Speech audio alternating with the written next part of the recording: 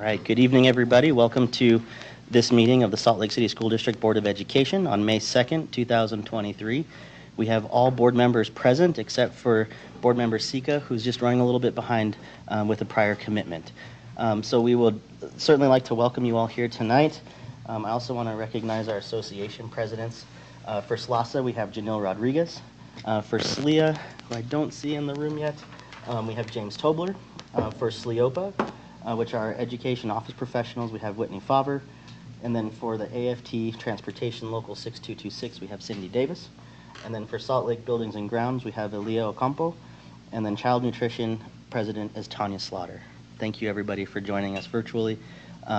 Next, we will move on to the Pledge of Allegiance. And I believe that we have two students, Ella and Ben. Would you mind joining us up front for the Pledge of Allegiance? And let us know what schools you go to as well, please.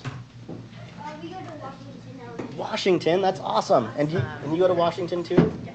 Excellent. All right. Turn around. There you go. You got it. Go ahead. Pledge allegiance to the flag of the United States of America and to the republic for which it stands, one nation, under God, indivisible, with liberty and justice for all. Thank you. Ella and Ben, thank you so much for joining us and doing that for us. We really appreciate it. And a shout out to Washington too. Make sure to tell all your friends that you had a chance to do that.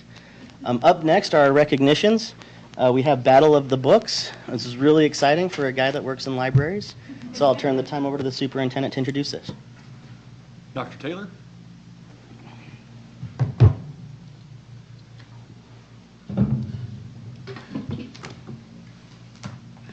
Good afternoon, everyone.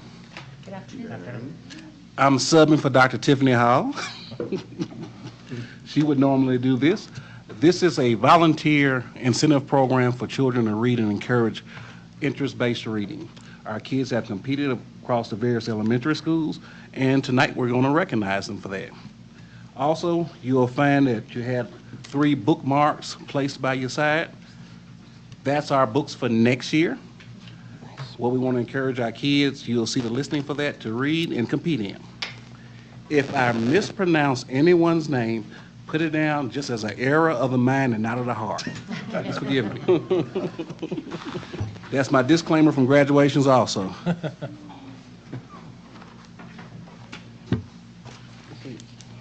I see where yonder is. See how she wants us to do pictures? Yonder. You want to just do everybody in one big picture, or? Okay. First, Azalyn Pendleton. Did I pronounce it?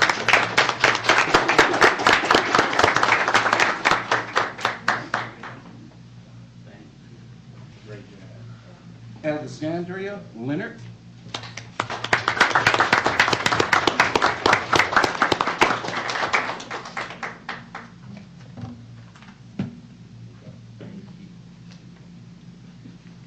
Oh, stand Stand here. right here, Bobby. Amelia Fieldberg. That's your sister? Is your sister here? No, he. Why, stay here and hang on for just a minute. Just hold it with me. Ben Gleason.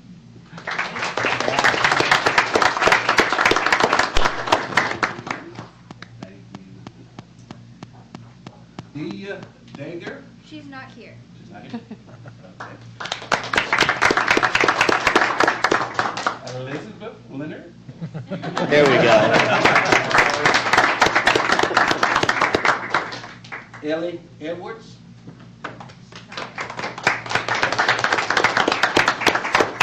Emily Wayne. Not here either. Hannah Honda.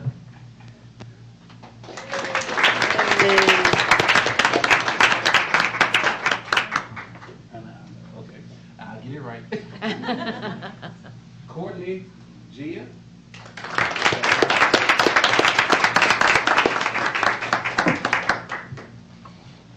Lewis Sealge.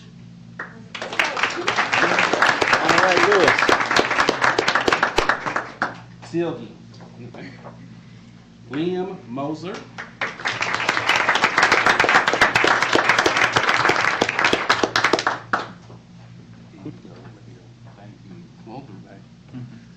Lucy Dayton. She's not here either.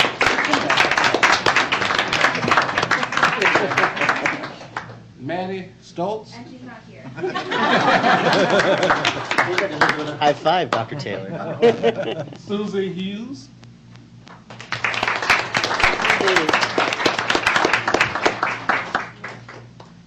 Ellen Chang.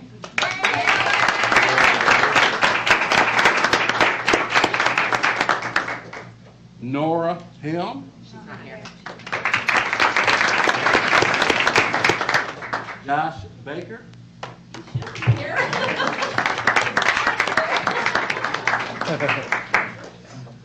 I'm gonna put that to the side. Sam Gibhart. Not here. I'm gonna mess this name up. Please forgive me. Nishka Namjoshi. Yes, very good. Congratulations.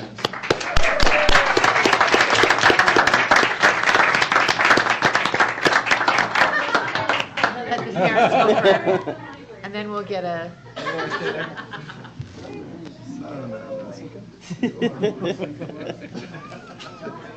There's Josh. We saw she's here. Oh, Josh, yay, Josh! Congratulations, Josh. He's like, what the hell? yeah, there we go, squish in.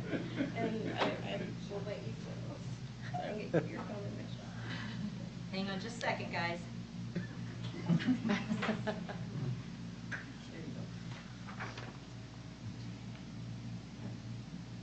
Okay, all right, over here. Wait, 1, 2, 3. Just keep smiling. So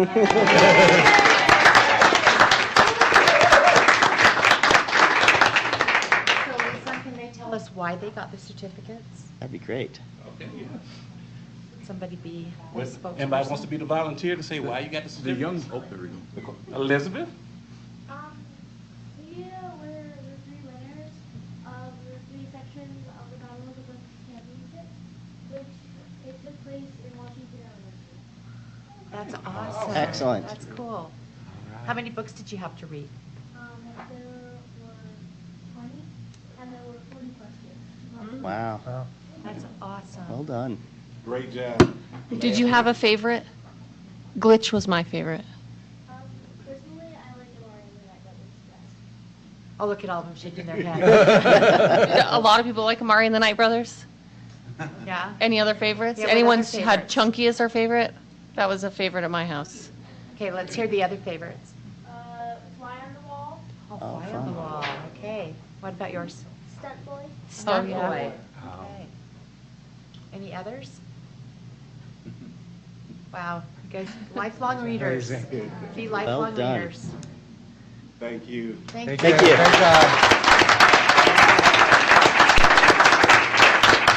Yeah, you can go ahead and move. Thank you so much, students That from was so Washington, awesome. Thank you. and for parents for celebrating your students with us. Thank you so much. We always love that opportunity. All right. Now you Up next on our agenda is our consent agenda. I will look for a motion from the board to approve the consent agenda unless there's anything that needs discussion. I can do that, President Salazar. Thank you. I move that we accept the consent agenda as stands. Second. Perfect. We have a motion on the table and a second from Mohammed and Christie. Is there any further discussion? Seeing none, we'll start with the roll call vote with Board Member Sika. Jenny Sika, yes. Ashley Anderson, yes. Nate Salazar, yes. Mohammed, yes. Ryan Jensen, yes. Christy Sweat, yes. Bryce Williams, yes. Excellent. Thank you, Board. That motion carries. Moving on to our next agenda item, C, is our request to speak. I'll go ahead and read the statement that the board likes me to read ahead of this opportunity for the community. The board enjoys the opportunity to hear from the public during the public comment portion of its meetings. Before we begin, I would like to take a moment to remind you of our board rules governing your comments. 1. Time may not be used to air complaints concerning bidding, contracts, employment, or personnel issues, to criticize or defame district employees, or to make complaints for which other avenues of redress exist. 2. Time may not be used by employees or their representatives to circumvent formal communication channels or establish grievance or negotiations procedures. 3. The total time reserved for public comment is not to exceed 15 minutes, with individual presentations limited to 3 minutes and group presentations limited to 5. I'd also like to explain that unless the speaker's topic is already on the agenda, state law prohibits the board from deliberating or taking action on items raised during the public comment period. However, if it seems appropriate to the circumstances, I may direct district staff to follow up with the speaker on the topic discussed. All right. First up, we have, is this a new one? No, this is the self. Okay. There are two pieces. Perfect. All right. So first on our list is Brady Tanner. Brady, thank you for joining us. Thank you. Those kids are a hard act to follow, but I'll do my best. My name is Brady Tanner. I teach at Bryant Middle School up the road, and I'm here to advocate for students in our schools who are most highly impacted, which specifically are the special ed and MLL students. I am not one of those teachers. I'm not a good enough teacher to be one of those, but I'm here to advocate on behalf of them, because if you talk to any teacher, everybody respects teachers, but if you talk to any teacher, the person we respect is the special ed teacher in the school and the MLL teacher. Unfortunately, as you know, I'm sure, as of last fall, we were down something like 15 teachers. And there's clearly this isn't something that we created here in our district. It's a statewide problem. But the concern I have is that it doesn't seem to me that we're properly leveraging the salary advantage we have as a district in the state. And I am here to advocate that we need to do more to hire qualified special ed teachers, and we need to put it at the top of every agenda until it's working. And I would ask you as board members to please start asking questions. What are we doing? For example, why was only one certified special ed position advertised on the district website until about a month ago? Or how are we partnering with the University of Utah Education Department to recruit talented teachers? How are we reaching out to talented paraprofessionals who can become some of the best teachers in the district, and trying to convince them and help them become certified teachers? Of course, I'm not privy to everything that's happening, and I'm sure that the people who work on these problems are working hard. It would help morale in the schools for us to know more about what we're doing to try to attract these teachers, because I'm sure no one here wants a bunch of special ed students to be underserved. Secondly, I wanted to talk about ELD students in our schools. Special ed has one major advantage, which is that the law that special ed is related to has specific funds connected to it. ELD does not. It has some great ideas in the law, and it gives no funding to them. So we as a district need to ensure that there is equitable access in every school. And unfortunately right now, every school does this differently. It's a good generally for schools to have autonomy, but we need standards that make sure we're serving every student. In the last board meeting, Representative Sika, you spoke passionately about students who are underrepresented in your district, and I would just suggest to you that the best thing we could do is to ensure that MLL teachers are out there, because they're the ones that are going to identify gifted students who also speak multiple languages. That's time. That's time? Okay, thank you. Thank you, Brady. Thank you. We appreciate it. Thank you.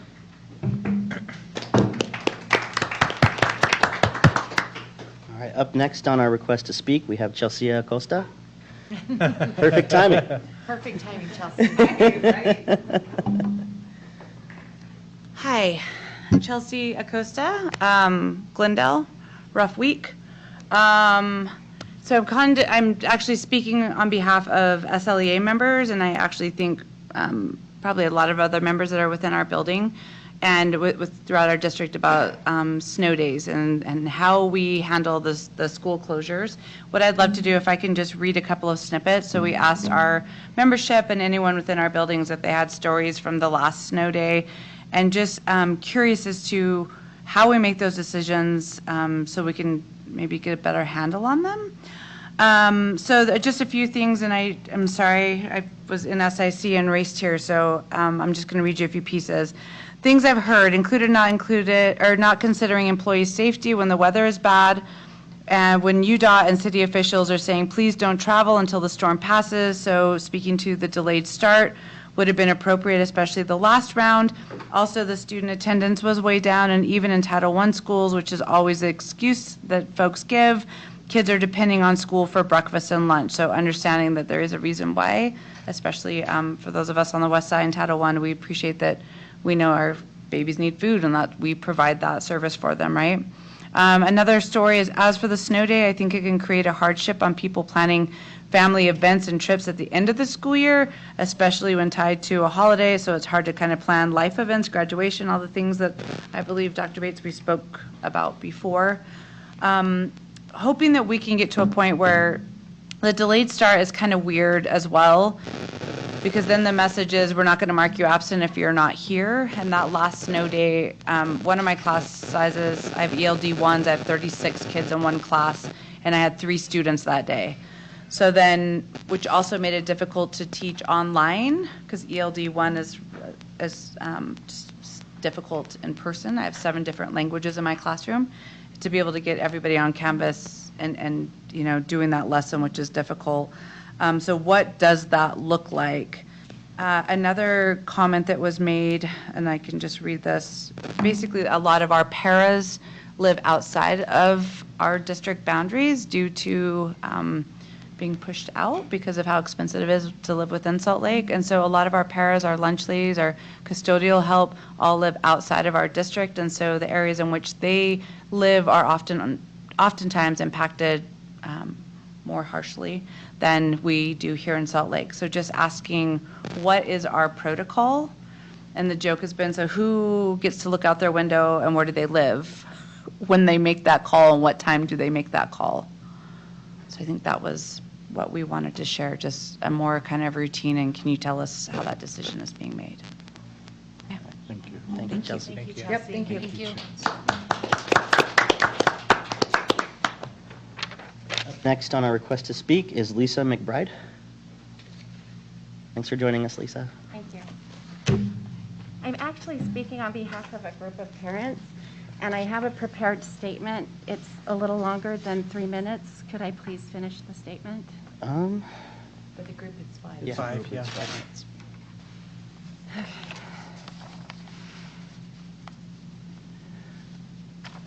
Good evening, board members. My name is Lisa McBride, and I am here this evening representative of a group of concerned parents and students to speak to you about your eviction of the Salt Lake School for the Performing Arts, also known as SPA, from the Roslyn Heights building. As we all know, Salt Lake City has a long, proud history of cultivating and supporting the arts. The arts are valued in our city, and quite often, I think we take them for granted. This community is proud to have world-class performing arts, such as the Utah Symphony, Ballet West, Ryrie Woodbury Dance Company, and the Sundance Film Festival, just to name a few. The Salt Lake School for the Performing Arts is reflective of this community's love for the arts. It is where all of that creativity begins to take shape, and with the right nurturing can turn into great things. This wonderful school is right here, thriving in Salt Lake City School District, and to my knowledge is the only high school in the state that provides in-depth instruction in the performing arts. This school adds to the community. It adds to the district. SPA is a magnet school bringing students from across the valley to Salt Lake City. These students are creative and diverse, with some coming from as far as American Fork, Tooele, and Layton to attend. Evicting SPA isn't just as simple as asking them to find another space. It upends the school's whole structure. When this school was initially formed, it was actually housed in Highland High School, with the core academic instruction provided by Highland High, allowing SPA to focus on what they know best, performing arts instruction. This isn't unusual. Other charter schools operate in similar fashion. For example, the Academy for Math, Engineering, and Sciences, or AIMS, in Granite School District uses this model. AIMS provides the in-depth math, science, and engineering instruction, and Cottonwood High School supports the arts and electives needed for graduation.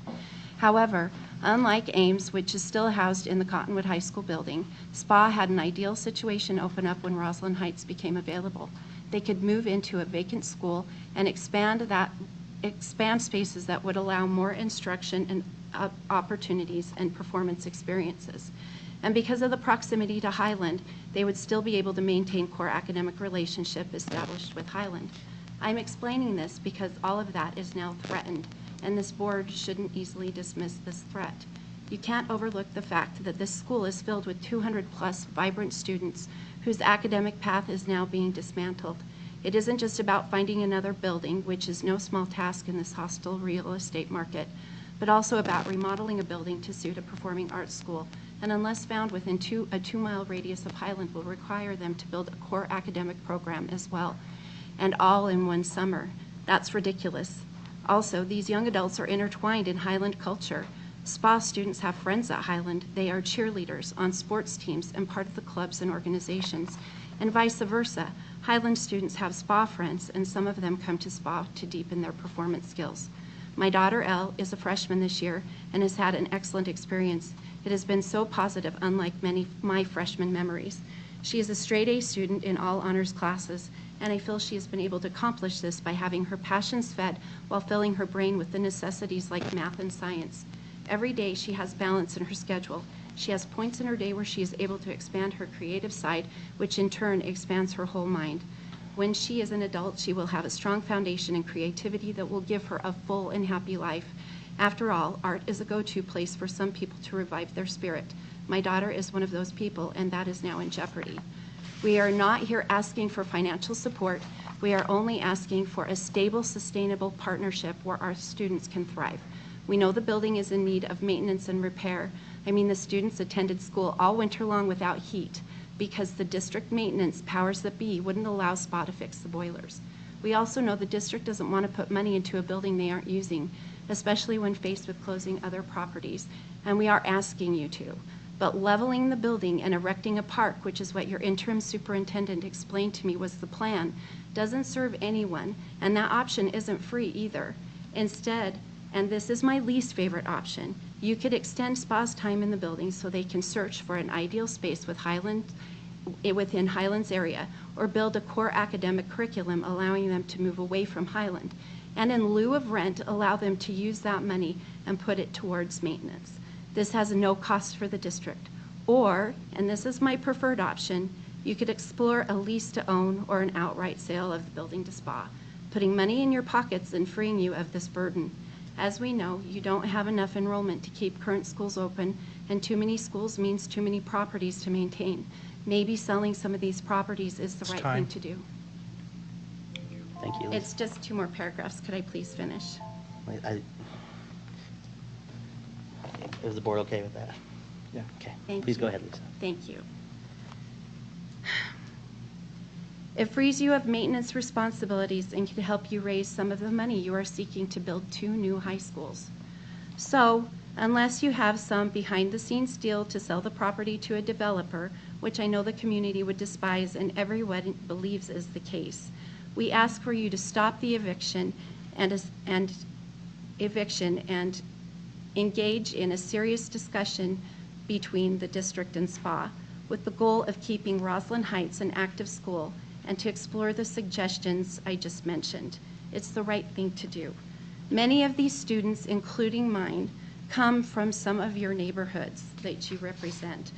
I have come to past board meetings and listened to you find ways to support programs that provide better instruction for students in your ELP and STEM programs. We ask that you support these creative students too. You need to find a better solution other than a straight up get out, you're evicted, that will allow these students to continue their creative pursuits and academic excellence in a stable environment where they feel safe and can thrive. They work hard and deserve it. and you are a public school board that should care. Whether they are a charter school or not, they have been from the beginning and still are a part of your community nearly 20 years now, and you should care about their futures. Please don't forget your mission, every student, every classroom, every day, and don't turn your backs on them. Thank you for your time. Thank you, Lisa. Thank you. Thank you. Thank you.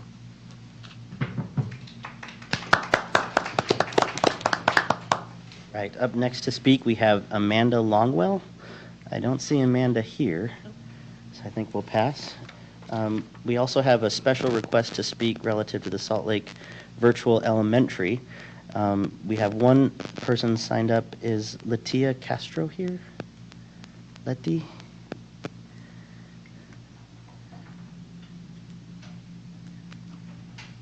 All right. Seeing that that person isn't here, we will maneuver our way back up the top of the agenda, and I would entertain a motion for the board to enter into a closed session. I move that on the second day of May, the Board of Education go into closed session to discuss, number one, pending or reasonably imminent litigation, and two, collective bargaining. Second. All right, I have a motion from Brian and a second from Ashley. Is there any further discussion? Seeing none, we'll start with a roll call vote with Board Member Anderson. Ashley Anderson, yes. Nate Salazar, yes. Mohammed, yes. Brian Jensen, yes. Christy Sweat, yes. Bryce Williams, yes. Jenny Sika, yes. All right, that motion carries. Thank you, everybody, for joining us, and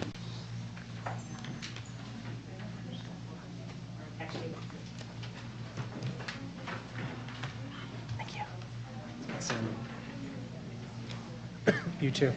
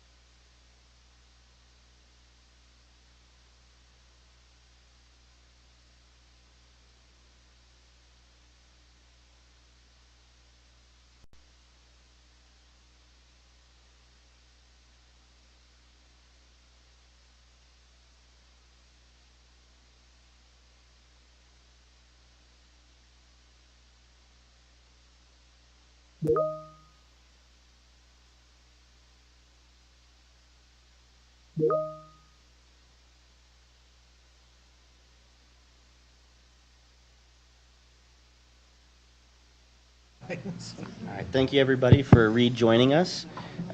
We do have a couple of agenda items to get through.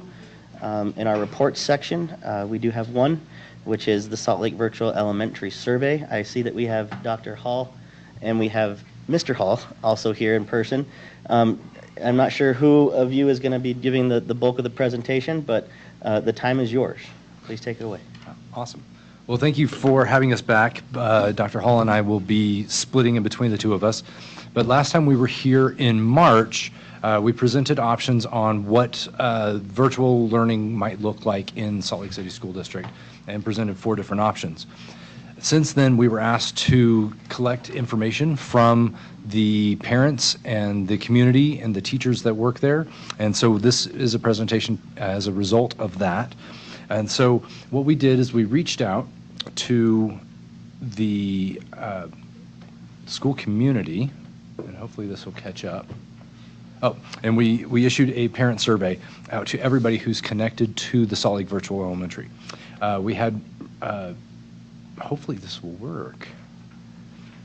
So the survey went out, and we were able to have a 15% survey return, and feel very positive about that. That's pretty good results for any survey.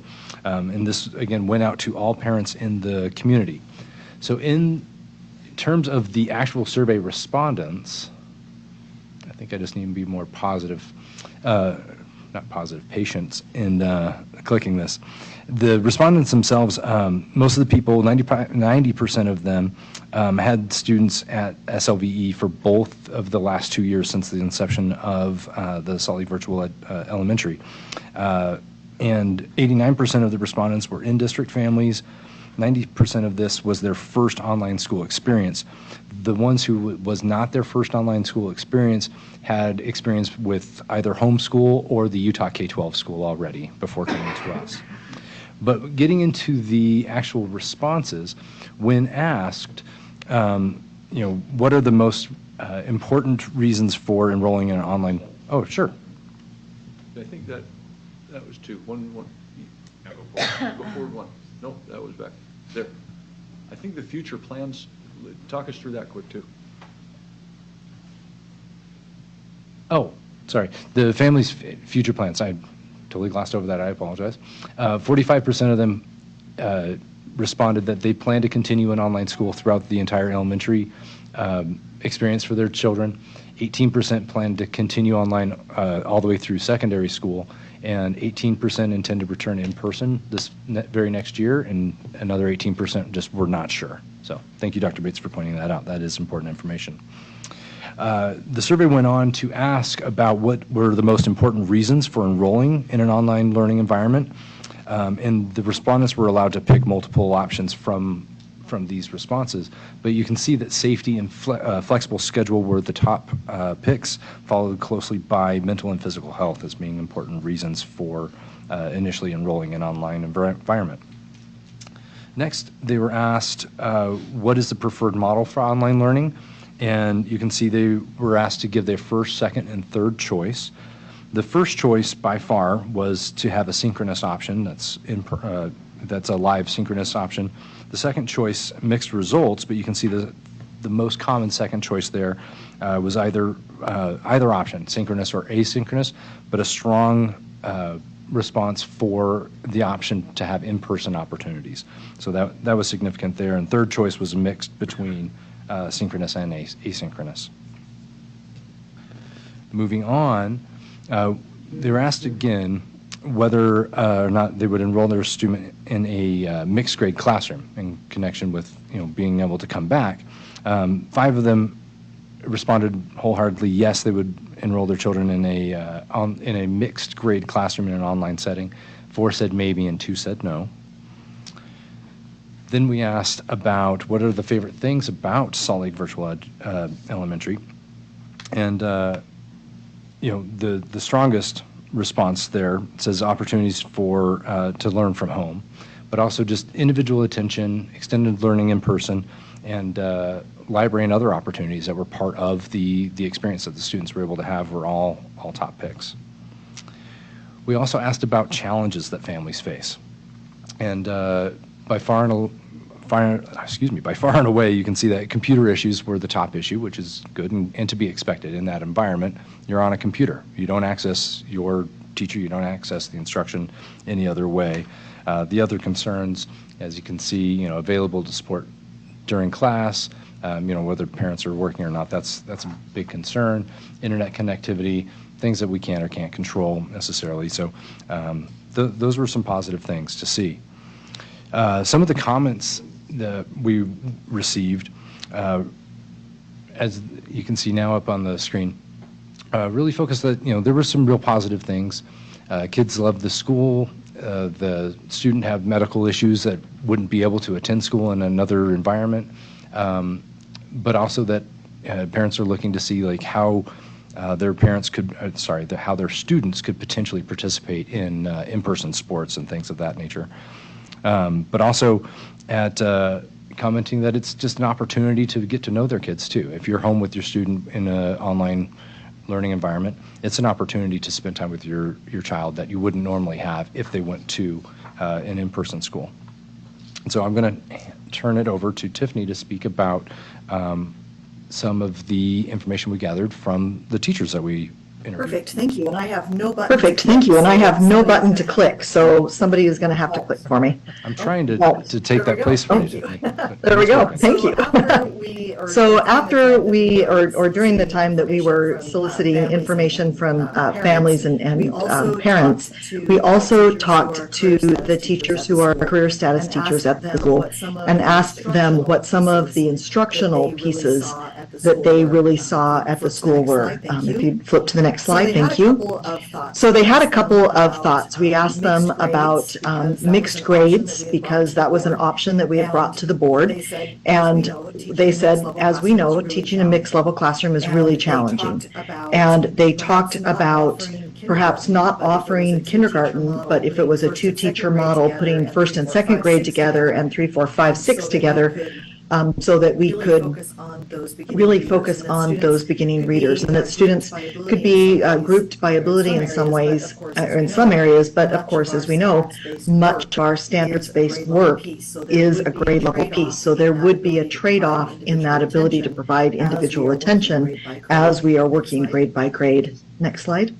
We also just said, what is this teaching experience been like for you? And that was, where they said kindergarten is the most difficult grade to teach online.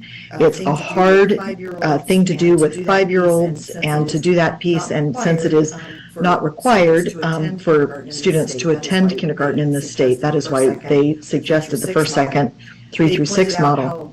They pointed out how important and how positive it was to have administrators who worked collaboratively with each other.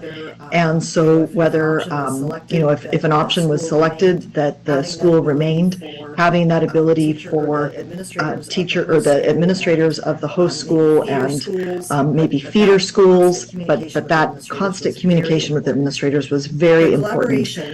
The collaboration at Parkview was great because they collaborated with the in-person teachers at Parkview School. And that was kind of tough because they didn't have a 6th grade. So that idea of teachers needing to work together, wanting to work with an academic coach for that job embedded learning, all of those things are really critical. They talked about speech and reading being areas of high concern for students, and we're going to look at some data in a second that I followed up on after they'd said that. That's something that we also saw during the pandemic when nationally students were learning online, learning at home, that reading and speech and also math came up as very high concern areas for online learning. They also talked about IEP services, making sure that students who had an IEP were able to fulfill the minutes of their model and to do those things, and also a little bit about attendance, making sure that everybody was able to be accounted for during the school day. So next slide, we're going to just take a quick look at the data around this. So this is our Cadence K3 data. To make this short, I'm going to give you all 3 or 4 grades together, K through 3, and you have 2 years because the virtual school has been in play for 2 years. And just to remember how we look at our Acadience data, our red is below expected grade level, yellow red is well below and above, and we give this test beginning, middle, and end of the year. So you can see that we don't have our end of year data yet for 2023. One of the things that you'll notice, and if you're just doing a quick read of the data, if you look at the district, then you'll see that the red line tends to go down as the year goes on, and the green lines get bigger. As these teachers, who are great teachers, indicated, even with best efforts and all of the opportunities, it is difficult to work with students this young and really build that reading fluency and reading proficiency. Next slide. This is the same slide for math. The columns are a little wider, I don't know why. I chose an additional school, Rose Park Elementary, to also kind of compare in this way. And the reason we selected Rose Park is that it's sort of similar to the demographics of Salt Lake Virtual Elementary. It's not 100% Title I, but it has a high percentage, as Salt Lake Virtual Elementary does, and it has a very mixed demographic of students. So you have the district and virtual, and then Rose Park is just an outside comparison. Next slide. Well, I'm going to jump back in. We also looked at attendance data compared to district average as well as Rose Park Elementary. And you can see that the attendance was a major concern, that with 82.82% daily attendance compared to the district average of 90%, that is a significant concern. If students aren't able to attend as much, they're not able to receive the academic instruction that we would really like. So taking all of this in context, I want to say, what does all of this tell us? It starts to paint a picture that students in this setting may not have the same success as their in-person peers. There's lower average daily attendance, and there's also a concern that not all students have equitable access to supervision that's at home to be able to support them through their learning in their in-home learning environment. As we discussed when Tiffany and I were here back in March, we presented 4 different options to you as the board of potential solutions to what could happen moving forward. And so after collecting all of this information, analyzing the data, we would really like to make a recommendation that, I'm hoping the slide advances because it talks more about it, making a recommendation that we do not continue with the elementary online option beyond the 2022-23 school year, and provide information and options for students to continue online through other programs in the state, but also make sure to communicate to all students that we'll be able to immediately return in person to their Salt Lake City School District neighborhood schools at any time, because they're welcome in our schools anytime they may choose. And so with that being our recommendation, the next steps really are to return for board consideration and action at a later meeting. All right. Thank you, Dr. Hall. Thank you, Mr. Hall, for joining us tonight. Again, board members, this is just a report. We can certainly have a discussion and ask some questions of the 2 folks that presented with us today from our district, but no decisions will be made tonight. So I turn it over to the board for any questions. Board Member Anderson. One question for clarification. So tonight we had a public comment period just designated for this, and that person was absent. Is that right? So we do have one more period, right? That is correct. And we'll make an opportunity. 2 more. We'll take, 2 more. So then can we also reach out to that person and ensure they're able to Absolutely. attend? And that, for example, the same way Dr. Hall is Zooming into this meeting, and Make these that are an virtual option. elementary students, it might be reasonable to allow that option to include virtual participation if that's a reason why they weren't available. Excellent. Thank you, Board Member Anderson. Any other thoughts, questions from board members? Board Member Sweat?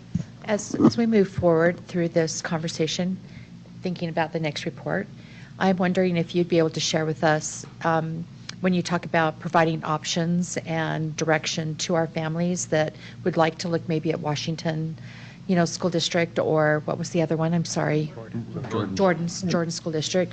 That would be nice to see that, of what that would look like, in order to provide information to them in multiple languages if we needed to, whatever that format looks like. I would like to see what that looked like, just so that we'd be able to have that at our meeting and be public, and then our families, would know exactly that they would have resources and help here at the district to make other choices. Thank you, Board Member Sweat. Any other thoughts, questions? Superintendent, do you have anything that you wanted to finish on? I don't. Thank you. All right. Thank you, Dr. Hall. Thank you, Mr. Hall. Ken, thank you for you and your team for being here tonight and being a part of this process with us. Appreciate the opportunity. All right. Moving to our next agenda item. We don't have any items on our action agenda. Superintendent, Do you have a report that you'd like to give the board? No and the items to community report at this time. today? Okay, thank you. Board members, any board member reports? I do. Okay, so we'll start, Christie, we'll start with Board Member Sweat and work our way around the table. No, go ahead. I think that what I would really like to make sure that we pay attention to as a board is our school community council training. I think that the school community councils that I have been attending lately, that, there's always confusion about when they vote and when they put new members on and, what the process is and what are some of the things that they are doing or they're not doing. So as a board, one of the things that we need to make sure that President Salazar will do is that there is a training in place, that is provided to our school community councils. And I want to personally just own that, that's something that has fallen to the wayside, just through circumstances. But I also want to say I think our school community councils have amazing chairs and also principals who are helping them through some of the unknowns. But as we all know, those chairs change. And so as you change and you have new people coming in, as was the situation at Beacon this morning, they'll have a new chair that'll be coming in, that we just need to make sure that we have that training. I think it's important that they know what their responsibilities are and go back to that calendar that they used to have.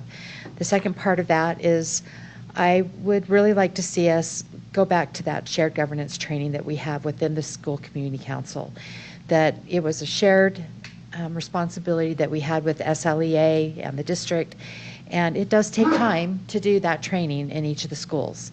But I think it's important, to really train our school community councils, let them know what their responsibilities are, and by having that training in person, I think it makes a difference. So I would just be a real big advocate for that. And just wanted to put one more plug in and just appreciate, there's a lot of my schools that won't be meeting again. A lot of their last meetings have already happened. And just want to say publicly how much I appreciate the work that they're doing at the schools, the attention that they're paying to their trust lands and to their student achievements and their student achievement plan. And just it takes a lot of time for them to do that. And I think that we have some really great individuals that are running those meetings. So thank you. Thank you, Board Member Sweat. Board Member Jensen. Thank you, Board Member Sweat. I appreciate your acknowledging a concern that I have voiced at different points in our board meetings. I've appreciated being a part, or not being a part, but being able to attend those SCC meetings, and I want to acknowledge the hard work that they're doing, and I want to make sure that they get the support that they need so they understand how to implement it fully. One of the things that I wanted to do was to just recognize the passing of Craig Roosh. He was the Director of Human Resources here in the Salt Lake City School District. Not only that, he was a remarkable man and an exceptional educator. I know that he was a beloved principal at both Bonneville Elementary and Newman Elementary, and I was very fortunate to be able to work with Craig, and I appreciate those outstanding individuals who really dedicate their lives to the students, and he did to the students of Salt Lake City. Okay, next, I need to report on my other board assignment on the Utah School Board Association. I need to let you know what those calendar dates are so that you know for sure that you have these. The pre-delegate assembly and delegate assembly are scheduled for August 25th and August 26th, okay? Then there is a Utah School Board Leadership Academy, September 7th through September 9th, okay? I will be attending joint legislative committee meetings in June, and you are invited to those as well if you would like to attend. But I will be there representing our board, and the first one is June 7th from 9 to 11 at the USBA office. And the next one is June 28th from 9 to 11 at the USBA office. In our board leadership meeting that I just attended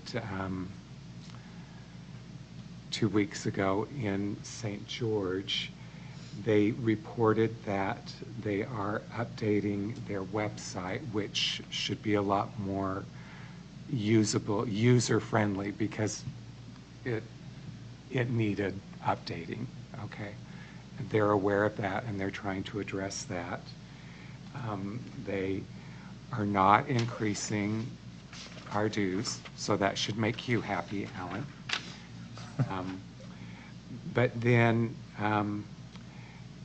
I have accepted a committee assignment on the evaluations committee, which to me this was informative because they do provide evaluations for superintendents, for business administrators, and for the board itself. And I know that we have talked in other board meetings about, you know, those evaluations. So there's something that we can draw on there, and I will be working on those. I would also encourage you to work on that master board certification.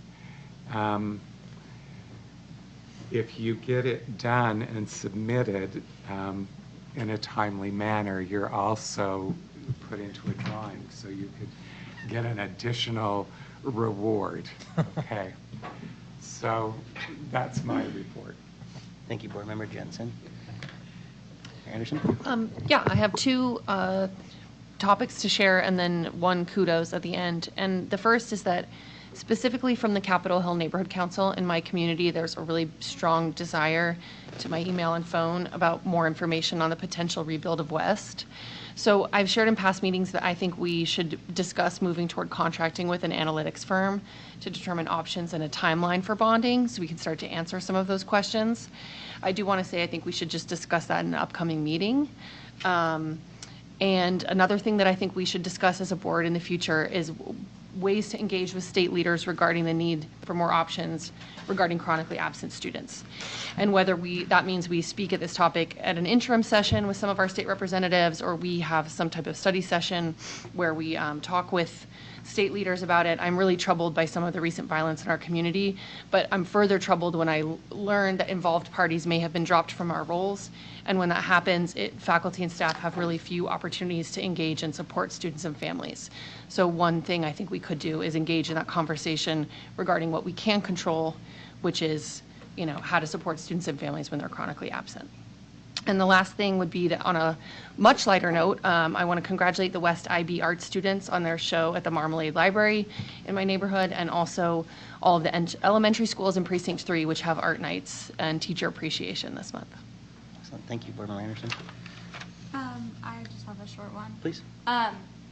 Students and teachers at West and Highland that I've spoken to feel like the information about the timeline of the school rebuild hasn't been like adequately maybe communicated.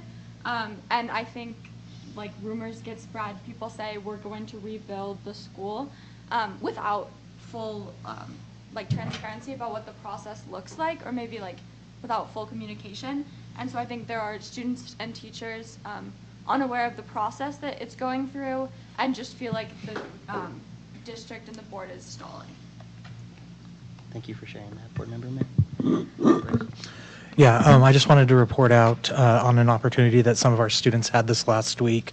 For those who have been in the district a while, may be familiar with the Project Youth program. That program had been going on for close to 30 years, and then we hit the pandemic, and we haven't had students participate in that. That program used to be in the Benyon Center for Community Engagement. I used to manage that program. I've since moved to a different office, but the Office of Engagement at the U has decided to pilot that program for the next couple of years. And I had the opportunity to greet students from Backman, North Star, and Washington. And so I just want to thank the administrators, teachers, and students who all participated that day. Thank you. Board Member Bay, do you have a report to share? Just a quick condolences to the family that lost their loved ones, and also our heart goes to all the students and the staff and the community.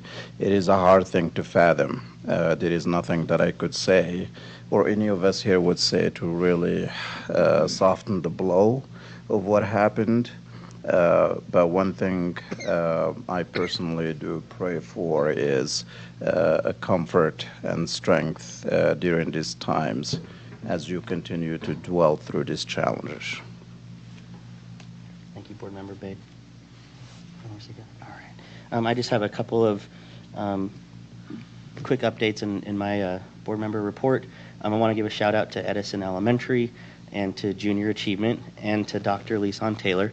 If you don't know, Dr. Taylor and I had the lovely opportunity to teach third graders at Edison and JA in a day, which was really exciting. Thank you for all that participated and sponsored the event, including Delta, I know the city, the district. We're really involved, and of course the Utah Jazz were there as well. So it definitely stretched my teaching abilities from only having experience teaching in a college classroom versus a third grade classroom. So thank you, third grade teachers, for all you do. And certainly, in that note, I also want to give a shout out to all of our teachers here in Salt Lake City School District, in the state of Utah, in our valley, in our country, because today is National Teacher Appreciation Day. James, thank you so much on behalf of the board. To Slia, thank you so much for being here and for all you do to represent our district and certainly to shape the lives of students here in our school district. And with that note, moving on to our last agenda item, we do need to reconvene in a closed session, and I'll entertain a motion from the board relative to that. I move the Board of Education resume closed session to discuss the character, professional competence, or physical or mental health of an individual, and that at the conclusion of the closed session, the board immediately adjourn. I second. All right, we have a motion on the table with Board Member Anderson, a second from Board Member Jensen. Any discussion to the motion? Seeing none, we'll start with a roll call vote with myself. Nate Salazar, yes. Mohammed, yes. Brian Jensen, yes. Christy Sweat, yes. Bryce Williams, yes. Jenny Sika, yes. Ashley Anderson, yes. All right, that motion carries. Thank you, community, for joining us. Thank you, everybody in attendance, for joining us. We will go ahead and get ready for our closed session.